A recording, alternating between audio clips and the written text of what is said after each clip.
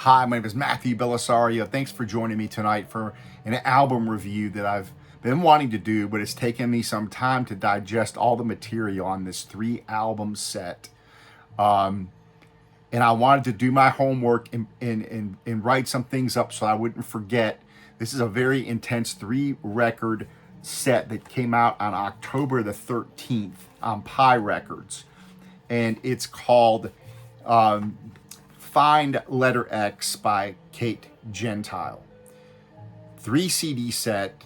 Took her 6 years to make. I like to promote artists like this. I know how hard it is for to make a living at composing music and playing music, especially when it's kind of this free jazz avant-garde type of music. I write my own music and have put it out there, and thank God I'm not trying to make a living on it. This album here, though, released this year in October. 3 albums. Took her 6 years to put this together. And I didn't know anything about her until picking up this album. I actually ran across it on Amazon, watched a couple of videos on YouTube of her playing live and an interview about this record. She's a drummer and composer who was born in Buffalo and now lives in Brooklyn. So you have 3 records, and I like the fact that she did all of her own artwork on here and put all this together, this layout with all 3 of the CDs here on the inside in these pockets. And then you have all the different information here. So it's pretty cool, pretty unique. I like the fact, again, that she did all of it herself. And a lot of work went into this musically, as well as the whole production of it. So, this was, I think, $30 or $35, worth every penny. I still have not digested it. I've been listening to it for about a week now. So in my car driving, at my house, listening to it on CD, sounds fantastic. So I did my research on this, and I really want to promote this. I'm going to put links down below so that you can go find the record, and a link to a video or 2 below so that you can learn more and check out this album. It's very intense. 3 albums. One's called Iridian Alphabet. The other one's called Senselessness. And the other one's called The Cosmic Brain. Total runtime here, you're going to get over 3 hours and 16 minutes worth of music. This is a lot of music to digest. It's produced and edited by Kate, mixed and mastered by a guy named Nathaniel Morgan. Additional mixing by Kate. She did all the compositions, all the artwork. You've got a guy named Jeremy Viner playing tenor saxophone, clarinet, and bass clarinet on this. You've got Matt Mitchell playing the piano, the Prophet 6 synth, modular synths, and other electronics on this. There are some loops and things like that on this record.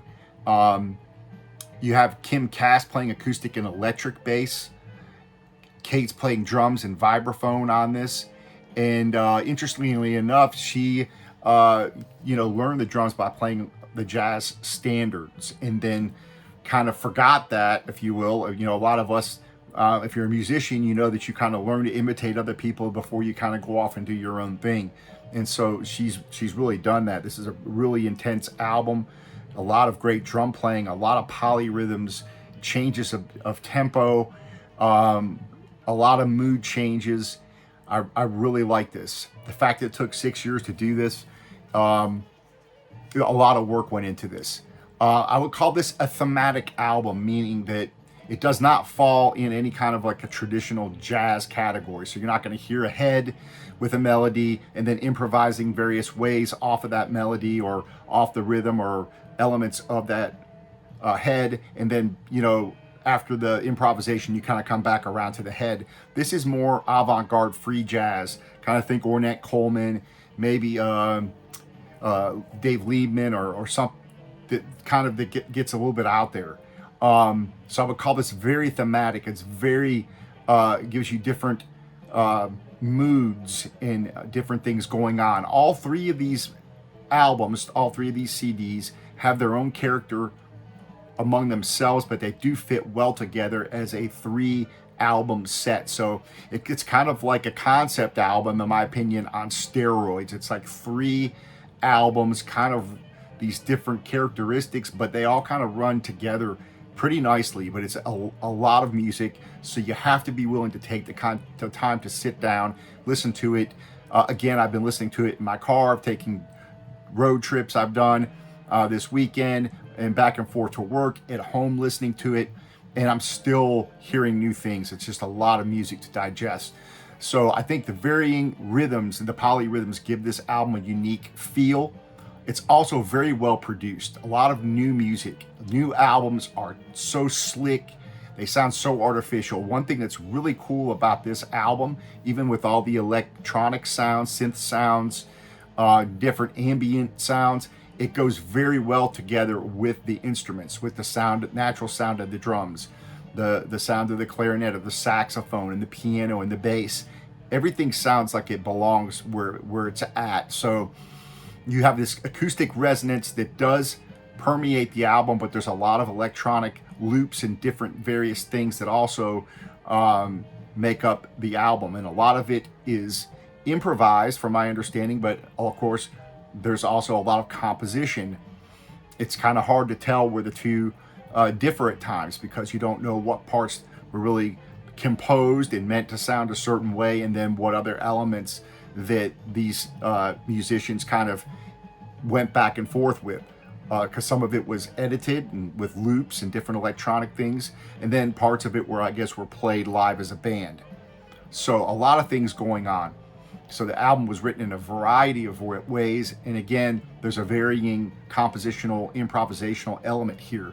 But each CD has its own character, so I'm going to kind of describe to you what each CD is briefly. Then I'm going to go through a few songs and tell you a little bit about them, so it kind of gives you an idea of what this album consists of. Disc 1 kind of has a darker feel, acoustic more, even though, again, all of this has some ambient sounds and synth sounds, but it's Disc 1 is kind of a darker feel to it. Disc 2 is very heavy, very intense, a lot of changing drum rhythms, polyrhythms, very aggressive at times. It even has a feel of kind of heavy rock or even a metal sound in there with the drums, and it gets heavy.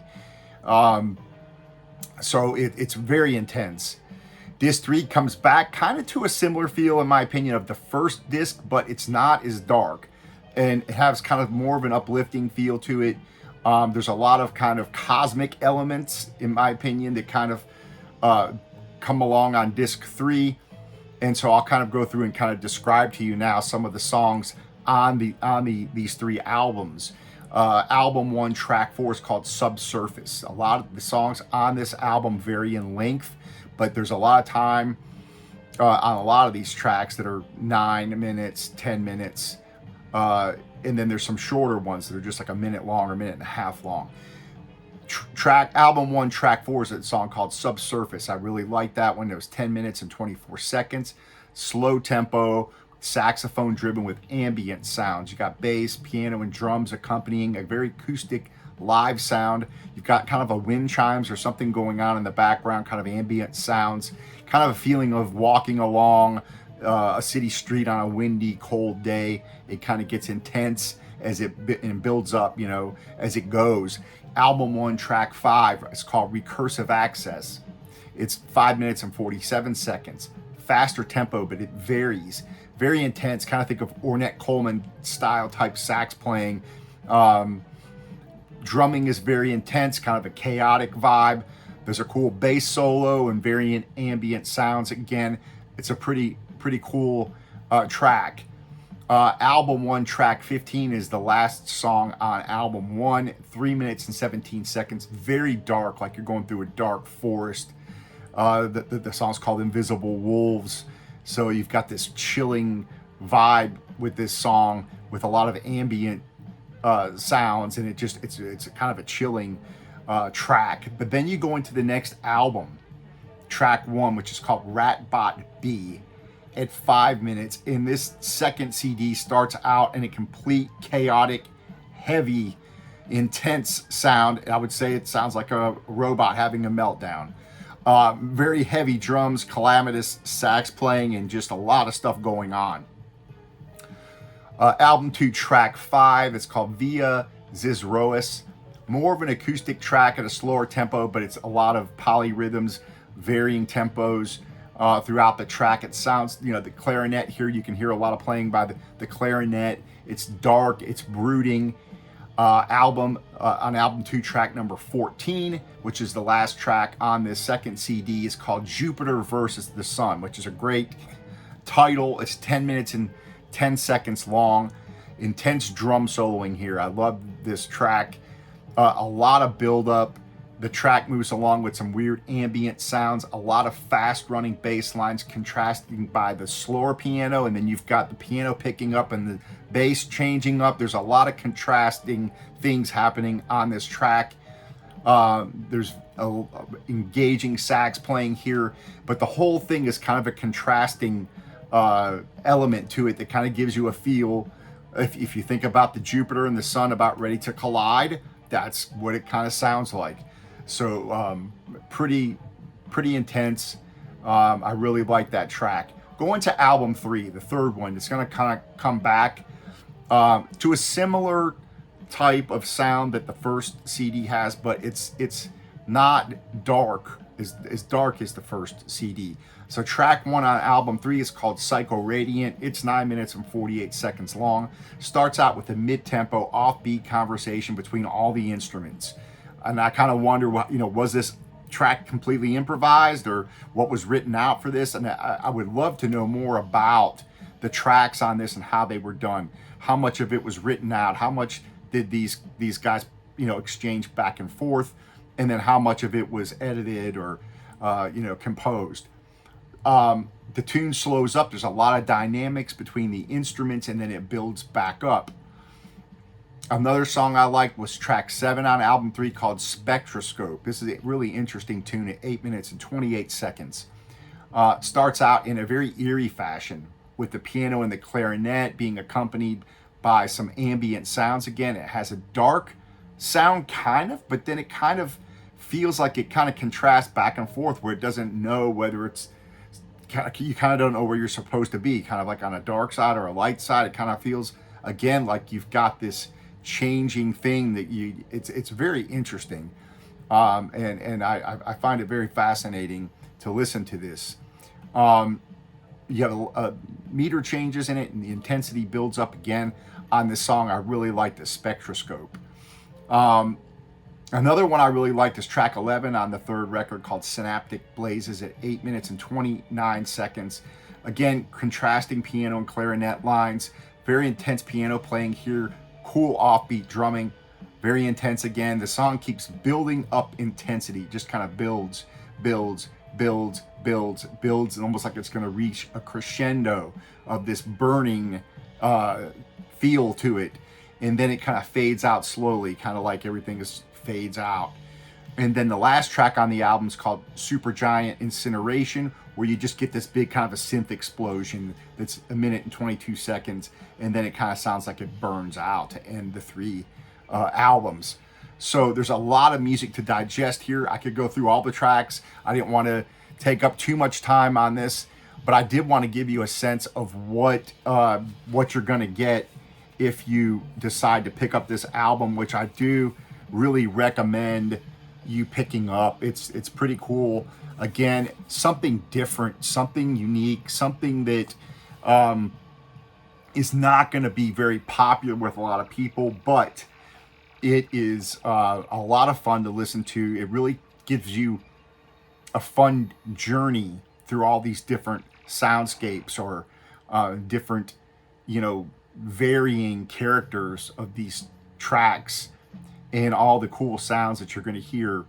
And again, it takes a bit of effort. You're not going to be able to really appreciate this in 1 or 2 settings. It's going to take several listens, and there's something new to be gained out of each listen. And so now I'm going through and just, again, I've been listening to this for about a week now, and there's still more enjoyment to be had. I think that this is going to be an album I'm going to come back to here and there to listen. Among all of my albums, I listen to a lot of different types of music. I'm more focused on jazz these days, But it's really refreshing when you hear something new, something that's not boring, something that's not repetitive over and over, where you get instant gratification. On this 3-album set, again, 3 hours and 16 minutes plus, you get a lot of music. It for the price, again, it's like 30 bucks, 35 bucks. Go out and get it and support artists like this. This is really cool, and hopefully we're going to see more by her. Maybe a live album. Some of these songs would be kind of cool. I'm going to put a link below to where you can purchase the album, and put a couple of links to YouTube videos so you can check everything out. Thanks for hanging out with me. We'll talk to you next time.